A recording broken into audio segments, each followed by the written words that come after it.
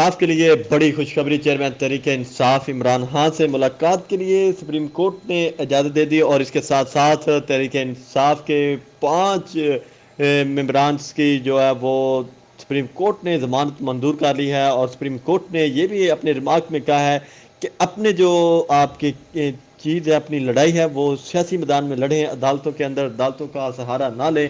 وہاں پہ انہوں نے یہ بہت اہم ریمارکس دیے ہیں سپریم کورٹ نے کہا کہ اپنی لڑائی کو سیاسی میدان میں لڑا جائے، یہاں پہ نہ لڑا جائے۔ آپ کو بتاتے چلیں کہ خیبر پختونخوا میں اس وقت جو وزیر اعلیٰ کے مشیر ہیں سیف، ان کی ضمانت منظور کی گئی ہے۔ اس کے ساتھ ساتھ کچھ اور لوگوں کی کے پی کے سے اور 2 لوگوں کی پنجاب سے سپریم کورٹ میں ضمانت منظور کی گئی ہے۔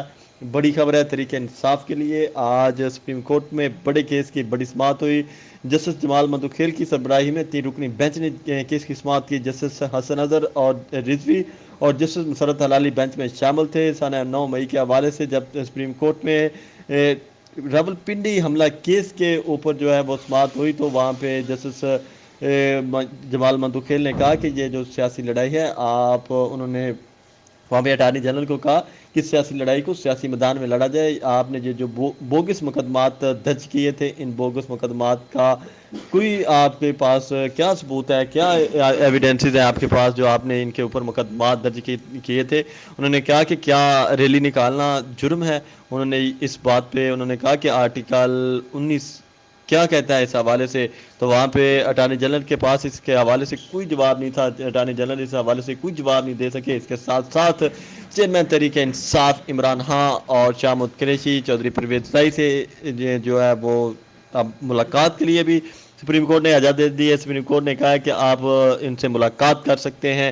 سپریم کورٹ نے بڑے اہم ریمارک دیے ہیں اس حوالے سے۔ انہوں نے کہا کہ کیا وجہ ہے کہ آپ کے سے اگر ان کی حفاظت نہیں ہو سکتی تو ان کو آپ رہا کر دیں۔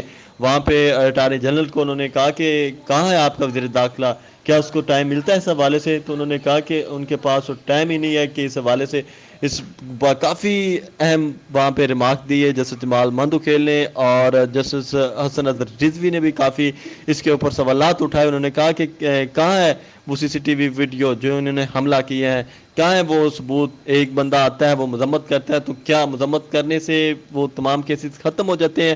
تو وہاں پہ اٹارنی جنرل نے کہا کہ میں اس کے اوپر بھی آپ کو تفصیلاً آگاہ کروں گا۔ تو کافی جو ہے وہاں پہ سخت سوالات کیے گئے۔ جسٹس مسرت ہلالی نے سوال کیا کہ ایک آدمی آتا ہے، وہ میڈیا پہ بات کرتا ہے اور میڈیا سے گفتگو کرتے ہوئے کہتا ہے جی میں اس کی مذمت کرتا ہوں، کیا کوئی ایسا قانون ہے کہ کسی چیز کی مذمت کرنے سے وہ تمام اس کے جو گناہ ہیں وہ ختم ہو جائیں گے؟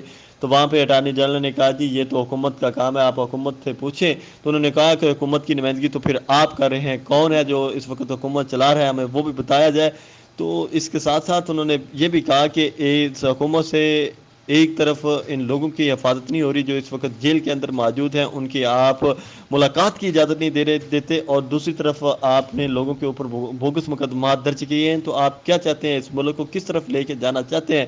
تو وہاں پہ اٹارنی جنرل نے کہا جی کہ ہم اس کے اوپر جو ہے وہ کام کر رہے ہیں۔